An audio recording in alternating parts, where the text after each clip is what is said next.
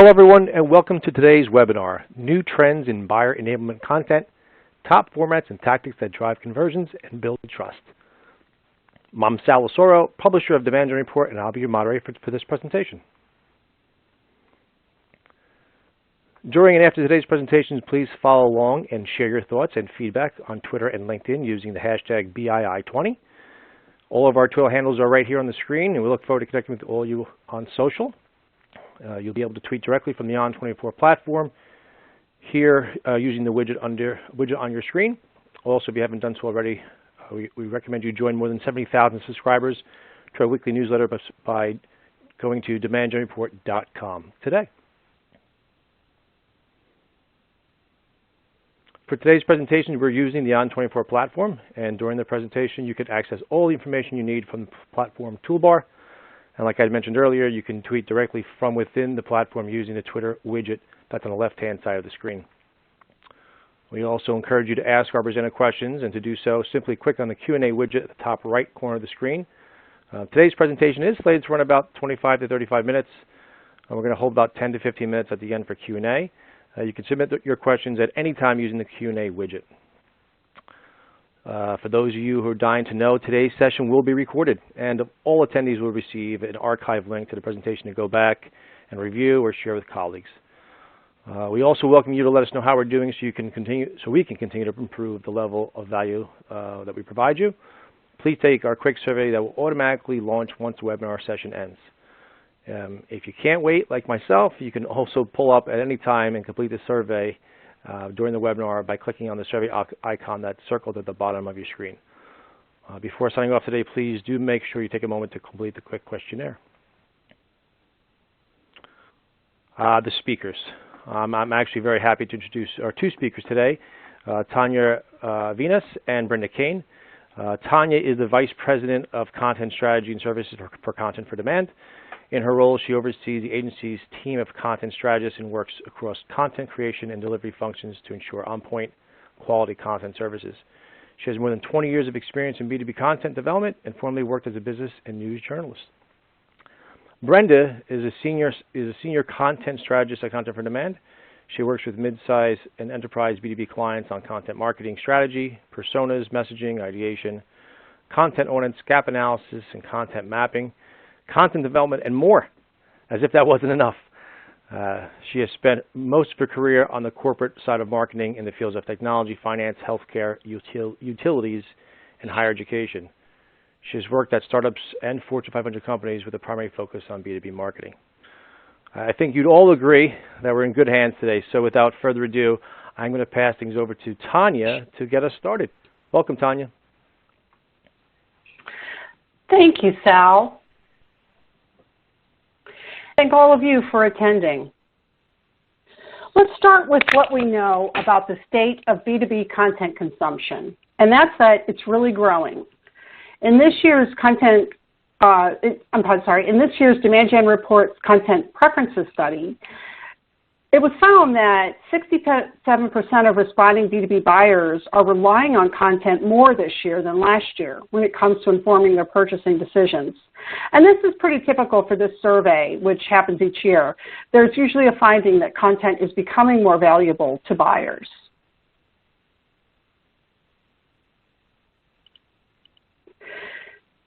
It's especially becoming more valuable now. We have this pause on large in-person events, and we're seeing surges in web traffic to B2B vendor sites, which tells us that people are using content to find the help they normally would get at in-person events. So basically, right now, your prospects and buyers are signaling you from all over the place that they need you. They need you not only to inform and educate them, but also to literally help them with day-to-day tasks related to making buying decisions. So that's why we thought this topic was important enough to elevate for a webinar. Today we're going to talk about several things, including what buyer enablement is and what its goals are. We're going to look at some trends and some key formats and approaches, and of course, as always, our top tips and takeaways. You're probably going to run run across different definitions of what buyer enablement means. I'm showing 3 here, and I've bolded out what I think are the most important aspects of separating buyer enablement content from other types of content. It supports critical activities that people need to perform to decide which purchase to make. It helps people solve their problems, and it enables them. And it involves supporting buyers throughout each stage of the buyer journey. And you might pause here and say, well, wait a minute, Tonya, this has to do more than educate and inform. Isn't that really at the start of the buyer's journey? And you're right, but we'll see how buyer enablement content does fit into the early stages of the buyer's journey later with some examples. Above all, buyer enablement content gives prescriptive advice and practical support related to buying decisions. You really want to make it easier and more simple for buyers to do business with you. And here's why. It's difficult to make buying decisions. 77% of buyers tell us this. Tell researchers this. This statistic is from Gartner. So buyer enablement content makes it easier. As you'll see, 6 to 10 pieces of content is typical for a buying group. And we're seeing that buying groups are becoming more popular and bigger. Yet another reason to increase the amount of buyer enablement content you produce. And you'll see on the far right, I like this quote from Steve Casey, if any of you attended this year's Serious Decisions Summit, that really gives you a third good reason to use buyer enablement, because it helps you get to know your buyers better. As you start to put out the content, you get data, and you can use that data to further engagement and build loyalty throughout a buyer's life cycle. And now I'm going to hand it over to my colleague Brenda, who's going to start with introductions of 6 types of buyer enablement content. Brenda? Thank you, Tonya. Yes, okay, so we're going to talk about 6 types of content, and the first one that we're going to talk about, which I think is a great one to start with, is persona-focused content. So all of our messaging, really, all buyer enablement messaging should be from the buyer's perspective, not ours. But in this case, we're specifically speaking to our target buyer or buyers. And we want to use messaging that demonstrates a real understanding of the buyer and sympathizes with the buyer's challenges. So obviously, this means we have to start with good personas. Our personas need to include information about their specific roles, their day-to-day responsibilities and priorities. And particularly important are their pain points or challenges, because we need to speak to them in terms of what the problems are and how we have solutions that can help them solve those problems. So it's really all about getting inside the minds of the target buyer who drives the decision-making process. And we need to show the buyer the value of rethinking the status quo and investing in a solution that can help the buyer. We also have to understand how they measure success. So does it make their jobs easier? Does it save them money? Does it help the company reach a critical business goal? Does it make the buyer more promotable? Now, this last one is really quite important, because even though we know that there will be explicit business goals that our buyers have, they're also people, and they also have personal motives for doing things. And so even though they may not explicitly talk about those things, those motivations are in the back of their minds. If we can speak to those, we can help them feel confident in their decisions. Sometimes we can create content that speaks to several players in the buying group, so maybe not just our primary target, but also other users, influencers, or gatekeepers. And there are a couple of ways we can do that. One of them is to look for common themes or talking points that we can use that would address more than one persona. For example, we might have a solution that would automate a process across several different departments in the business. And so we could address that in our content. The other way is simply to put links or embedded content within an asset that speaks to other personas within the buying group. That said, let's start talking about some of the formats that work. Well, we always advocate interactive assets because we know that those add layers to the content and allow us to tailor the navigation and experience. So as I just said, for example, you might embed content that would speak to a different persona in your group. The example that you see here we did for Broadridge, a financial services company. One of its solutions is disseminating communications for its clients, things like financial statements or billing. This is a day in the life piece, and we love day in the life pieces because they really speak to the persona directly and in a very comprehensive way. And here what we've done is we've taken Allison, we've given her a real clear personality, and her challenge is about getting her buyer's attention. This goes through her day, and it introduces the concept of using required communications like her monthly billing statements to have to go out to her customers to create awareness of all the services her company's offers. So it starts with a quick quiz that you can see on this top screen here. And it's a quiz that really is designed not only just to get the buyer engaged with the content, but also to just keep top of mind that there are a lot of messages always bombarding her customers, and how is she going to break through all of this clutter with her messaging?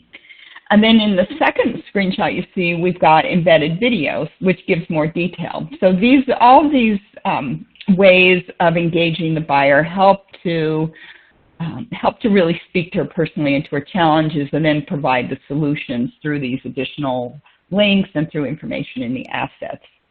Other kinds of formats that work really well for these persona-focused or day-in-the-life pieces are checklists, listicles, FAQs. Really what it all comes down to is, with this kind of content, we want to put ourselves in the buyer's shoes and demonstrate an understanding of the buyer's problems and show how we can help solve those problems.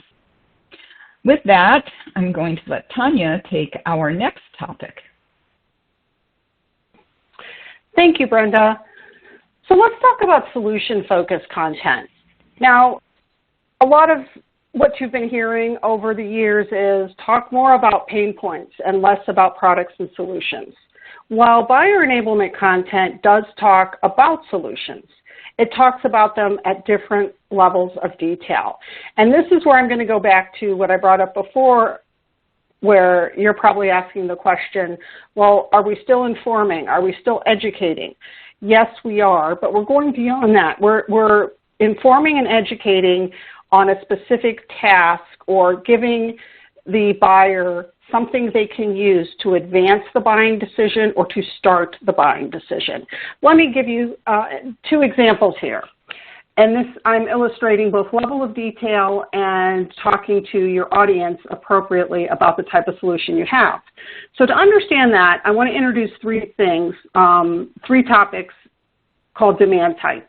This is a concept that SiriusDecision has, and it's a very simple way to decide sort of what tone or what level you need to speak to your prospects and buyers about what you're talking to them about in terms of buyer enablement content. Think about the iPod. The iPod is what SiriusDecision calls new concept demand type. When the iPod came out, nobody had ever seen anything like it before. People were asking very basic questions like, where are the buttons? How do I change the battery? How do my songs get on this thing? Not a lot of details they wanted to know. They wanted to know big picture questions. The middle type of demand type is an existing category with a new solution. So this would be like the Google Pixel. Okay, they're not the first ones to the market with a smartphone. That was Apple. But Pixel has a new solution in that category that is unlike the iPhone.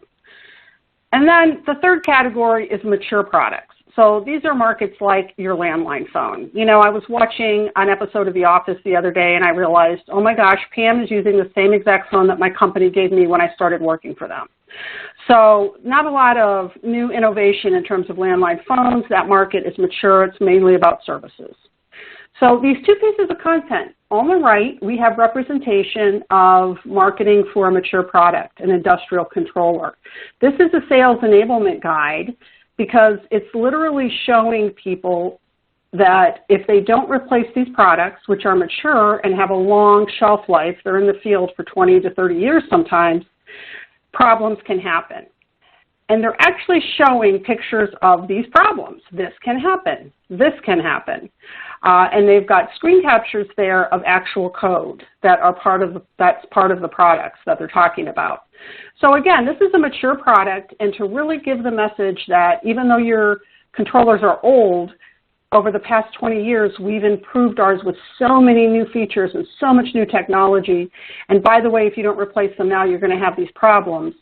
It's okay to give that level of detail. It's good. It's what they need to see because that's where your differentiation is. On the left, this is a guide about designing products specifically for the Internet of Things, which is different than taking existing products and slapping on a connection to the Internet. So PTC, which is a long-time, well-established global provider of product design software, needed to start talking about IoT native product design about 6 years ago because it was a brand new thing. It was a new concept, using a platform to do end-to-end product design.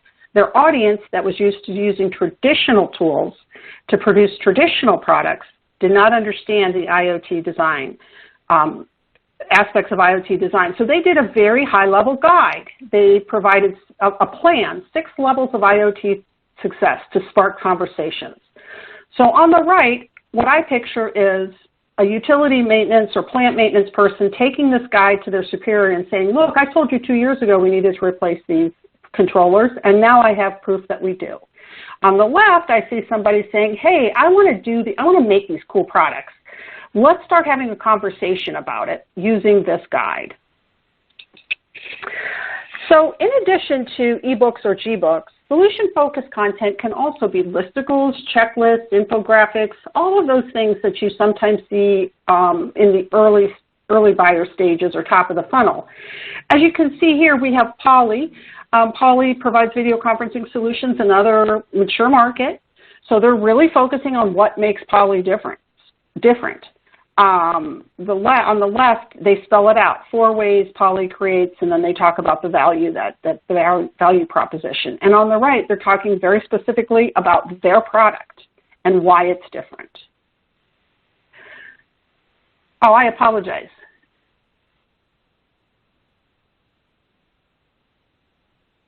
So in addition to using ebooks and gbooks, you can also use listicles, checklists, infographics, cheat sheets, frequently asked questions, those types of assets that are short. Here we see 2 from Poly that is in a mature industry, video conferencing, and on the left, an asset that really points out what makes them different, what their value proposition is. And then on the right, they're actually talking about their product and their device. So as you can see, it is okay to talk about products and services in sales enablement content. With that, I will pass it over to Brenda, who will talk about another type of sales enablement content. Okay, great. The next type of content we're going to talk about is ROI analysis content. With this kind of content, we're helping the buyer quantify the value and the impact of a product or service, or we're introducing new considerations or benefits that the buyer may not have considered or even been aware of. So it's not necessarily just about the numbers.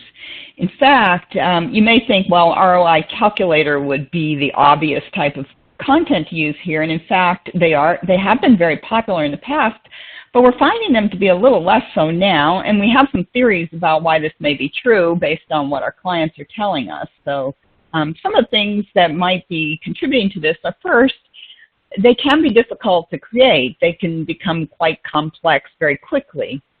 Second, the definition of ROI could be different for different buyers. There could be a lot of nuances involved.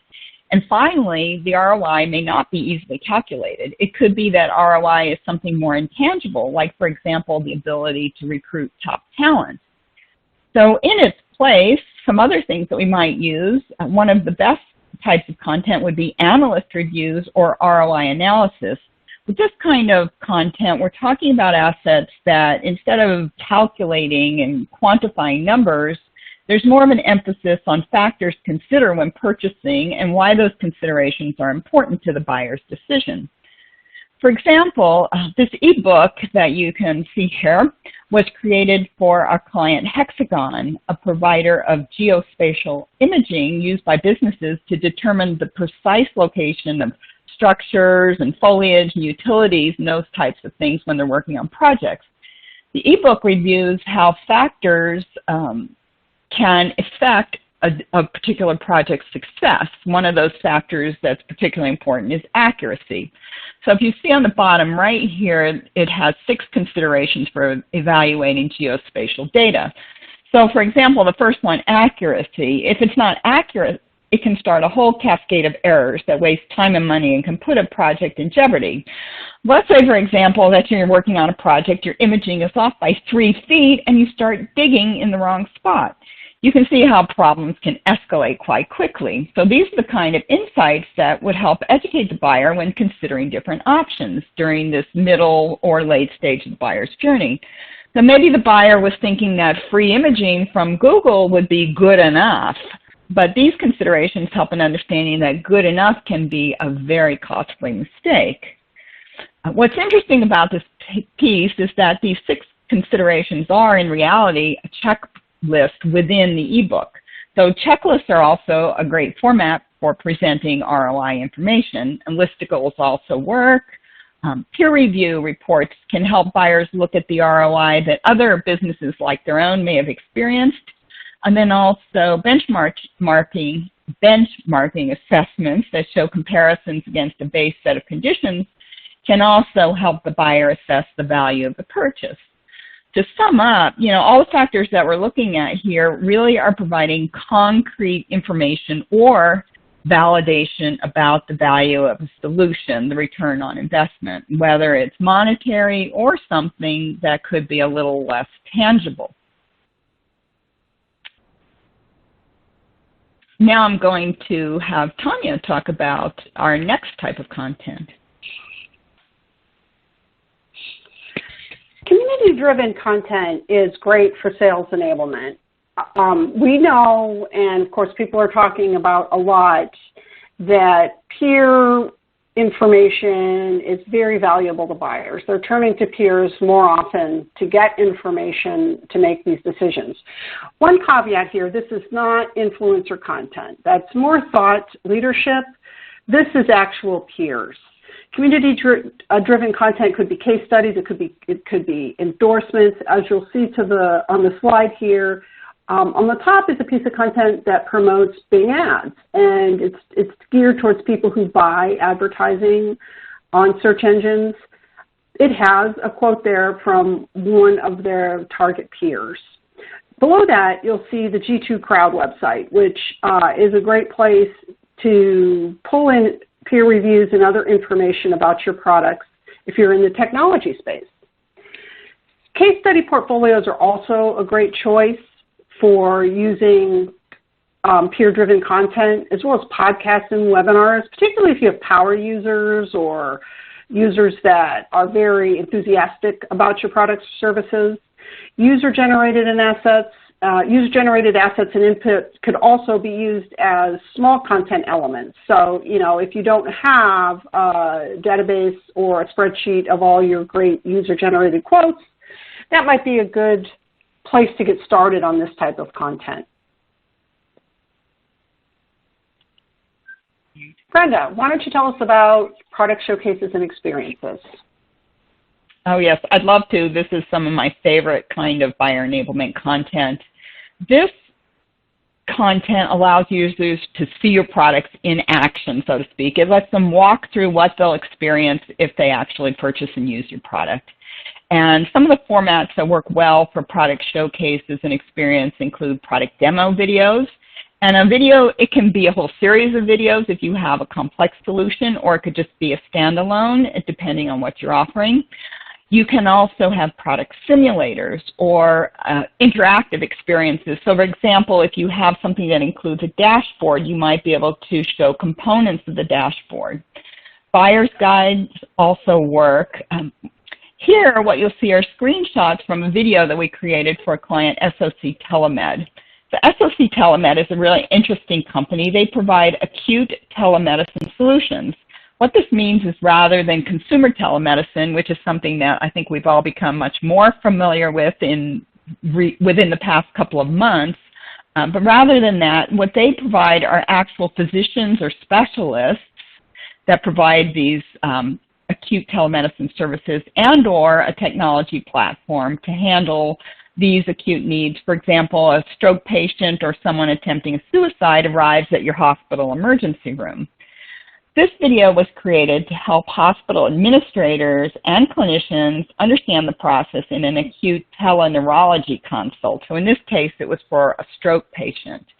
The video goes step by step through the process from the time the patient arrives at the hospital through the treatment. It demonstrates how SOC Telemed matches an available neurologist for the consult, how imaging can be shared, the patient and care team consult, and through the recommendations for treatment and the actual physician monitoring the treatment as it's administered. SOC Telemed wanted to create this to clear up confusion around consumer versus acute telemedicine, because quite honestly, the buyers were asking how the process works.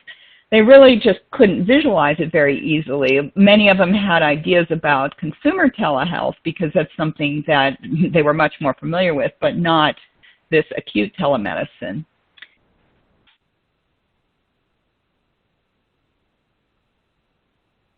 Tonya, why don't you take us through what happens after the buyer purchases?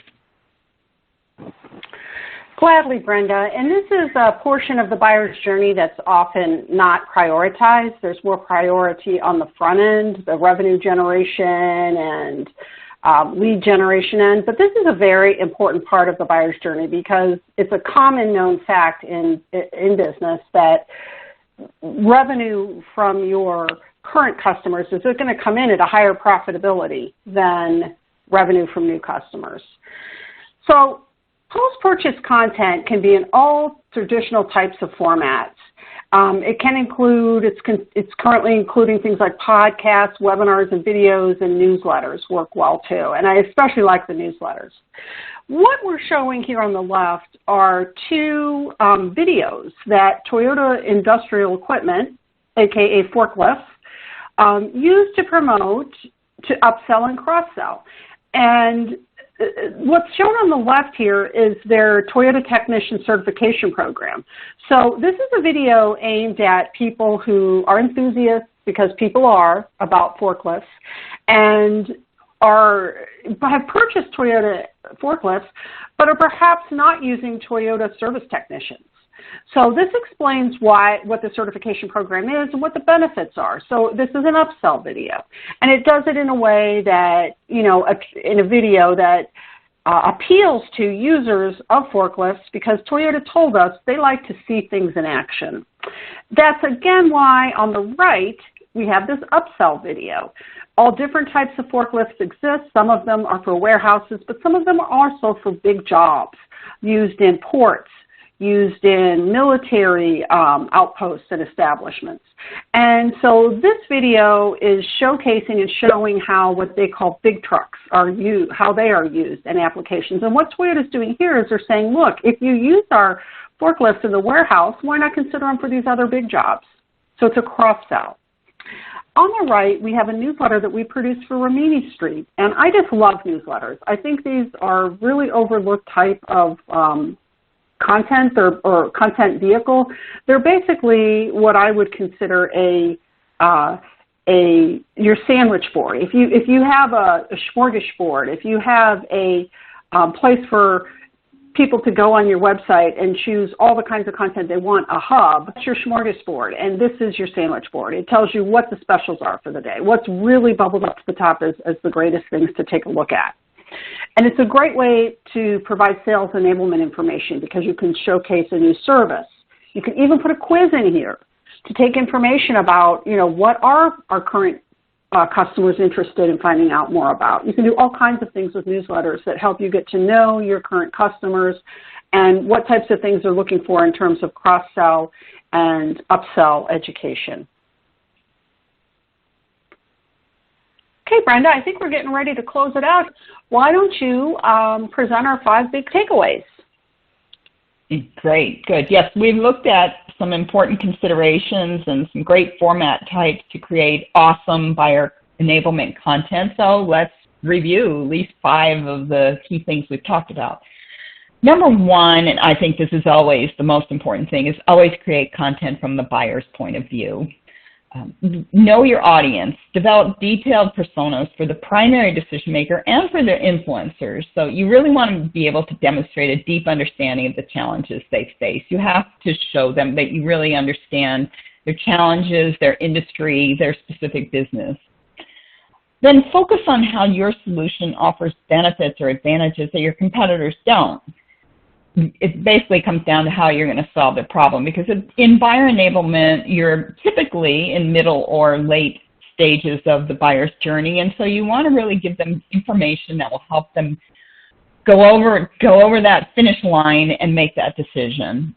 You can determine the best format based on your objectives, your audience, your messaging. You know, what do they need to make a decision is another thing to keep in mind. Do they need hard data about the results that similar businesses like theirs have seen? Do they want to feel confident in the support they'll receive? Do they want the potential savings quantified for them?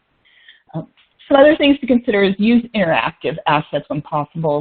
We always see over and over again that they perform better, and they give you lots more possibilities to help people dive deeper into the topic and take different directions and go where they need to go and get the information they need.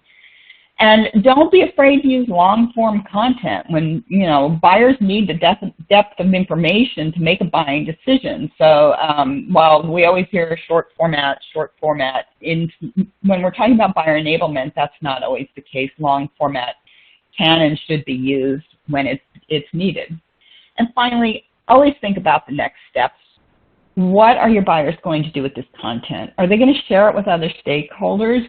Do they have to make a business case to someone who needs to approve the purchase? They might be continuing the conversation with a broader set of decision makers, other people in the buyer's group. So if there are other decision makers, are there opportunities for new content that you need to create for those people specifically as well? And then, as Tonya just has been talking about, there's post-conversion engagement education. So you want to reinforce their buying decision, ensure retention, cross-sell and upsell. Things like the newsletter that Tonya was talking about are a great way to create content for that. I think it really comes down to remembering that the relationship really doesn't end with the sale. It continues. You want to build long-term relationships. Once you help them make that decision, you want to keep them loyal customers. And with that, let's go ahead and wrap up and take some of your questions.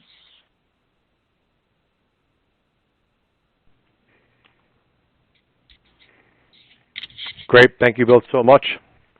It was a great presentation. I really appreciate the real-world examples and the key takeaways. So thank you. I did receive a bunch of great questions from the audience, but before I get to those, I am contractually obligated to remind everyone again to share your thoughts and feedback before logging off. Again, you can do so today by clicking the survey icon at the bottom of your screen. The survey will automatically launch when the session ends. We did get a bunch of questions, so we're going to try to answer as many as we can live today. If not, we'll be sure to follow up via email. So let's get to those questions. The first one is from Esther. I guess I'll send this to Tonya. She asked, how can we subtly address the emotional needs in our content? Good question. That is a good question. 2 things. I would say that artwork is a great way to convey emotional need. What imagery is your buyer going to look at and think, I'm looking in the mirror here? That person's frustrated. That person's happy. That person's collaborating. Artwork's a great way to convey emotion. The other is word choice.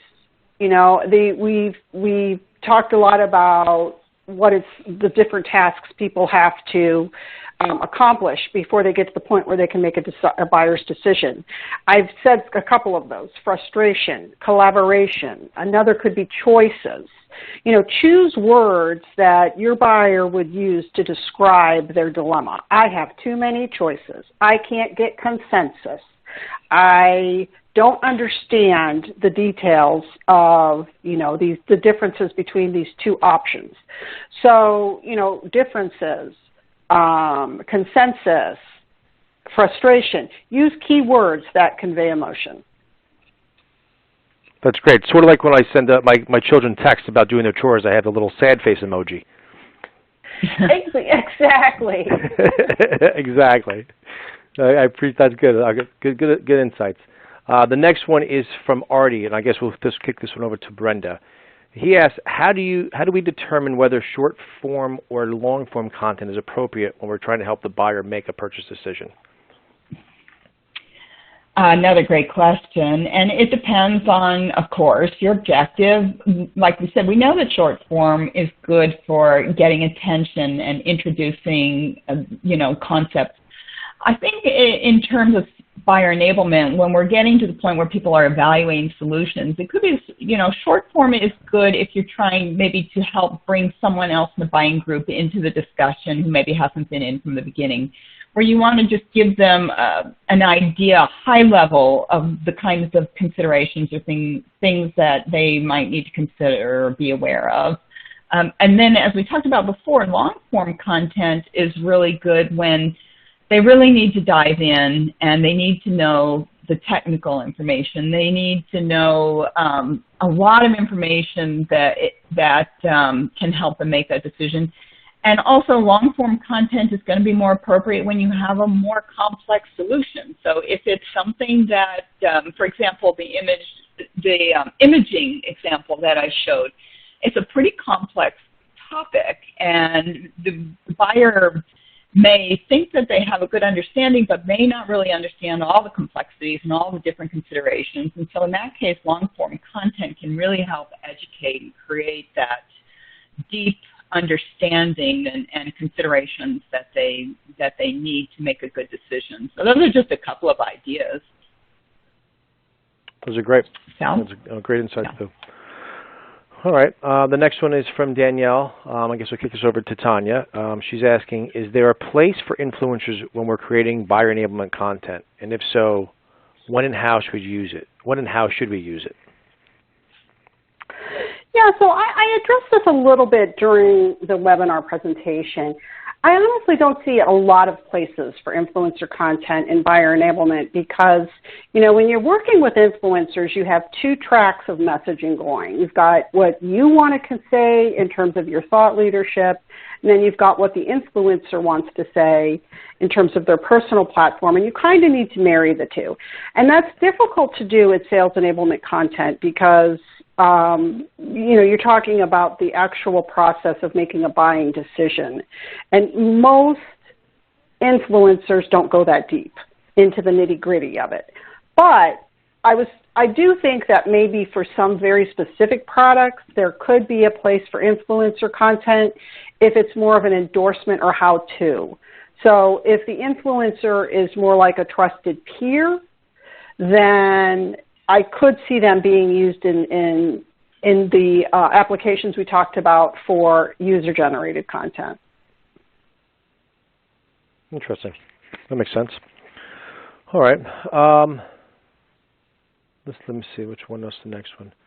This one's from Jamie. She's asking about, actually, you have two about buyer enablement content. So we'll take this first one and we'll have Brenda to tackle this one. Where should we place buyer enablement content once we create it? Should we gate it? Okay.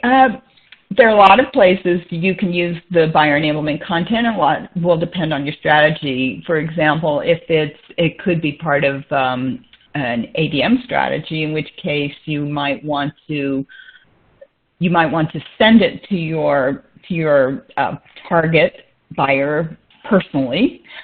Another great place would be a resource hub. At the when we're talking buyer enablement, we're talking about giving people resources to make a buying decision, but we have to let them go through the journey in the way they want to navigate it.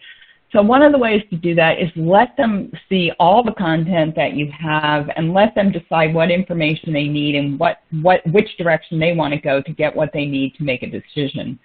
Whether or not to gate it, for me, I tend to lean towards not gating until you're getting to the point where your buyer is getting really serious about making a decision, and it could be a big decision, it could be a big purchase. If you need that information about that buyer so that you can follow up with a call, for example, then I would gate it. But again, I usually lean towards not gating until you get very close to the end and to the actual purchase. Yeah, that makes sense. I hope that answers the question. Yeah. On Demand Gen Report, we actually cover that quite often, the great gate debate, as we refer to it as, to gate or not to gate, right? So, this next question is one I think a lot of people often struggle with, but don't know, almost like they're afraid to ask the question. But so, Tonya, the one is from Tim. He's asking, where should we look for ideas for fresh buyer enablement content? So where do we start? Where do we get the ideas from? Okay, that's a great question. I think a good place to look is social media platforms. What are people talking about in terms in groups on LinkedIn in terms of their frustrations with buying experiences? Another place is research. Research gives you a lot of leading indicators. For example, in the most recent preferences survey from Demand Gen Report, Content Preferences Survey that we referenced earlier this year, very high percentage of people said they're sharing content on Teams and Slack, which was surprising to me because, you know, we don't really think about those channels as platforms that people are sharing vendor content on, but they are. So that's kind of another idea. Pay attention to the research that comes out. Perhaps you should be, when I looked at that, my first thought was, you know what, we need to be creating content that people that are on common buying teams are going to be sharing on internal platforms. Hey, remember that discussion we had about pipes? Check this out. So research is another important place to look for fresh ideas because it will tell you where people are looking and how they're sharing information that they're using to make buying decisions. That's great. That's good. Some really good ideas. Funny, you don't really think about Teams and Slack in that way, but I guess you're starting to see that more and more since more and more folks are using it. So that's great insights. All right, I think we have time for one more question, and because Brenda, it was in your bio, this one is from Eileen because she was asking about, can a content audit help us to determine how much buyer enablement content we have? Absolutely. I love content audits to help discover what we've got that we can use without creating fresh. So one of the things that I would suggest is do a content audit that is specifically designed to look at how much buyer enablement content you have and where you have gaps. And you can do that by having your content auditors look for key things that you need to determine whether or not it would make a good buyer enablement piece. So some of those things are what stage of the buyer's journey is it? Is it middle stage, late stage? Who's the persona you're targeting? So definitely a content audit can give you terrific information. What I like to do when I do content audits, and I always recommend them because they're fantastic so that you don't have to start from scratch creating brand new content. You can use some things that you've got as is, or you can repurpose some things pretty easily and refresh them. But one of the things that you can do is create heat maps that show you where your gaps are. Where are your gaps in the buying stage? Where are your gaps in the personas you're targeting? And all this kind of information can really give you a lot of deep knowledge about where to go to create buyer enablement content. That's great. I like the idea of the heat map, too. It's a really good idea. So, all right, well, I think that's all we have time for. So I wanted to thank Tonya and Brenda for such a great session. I want to thank all of our attendees for taking the time out to join us today and throughout the series. Again, if we did not get to your questions, we will follow up via email. And again, thank you everyone for joining us, and enjoy the rest of your day.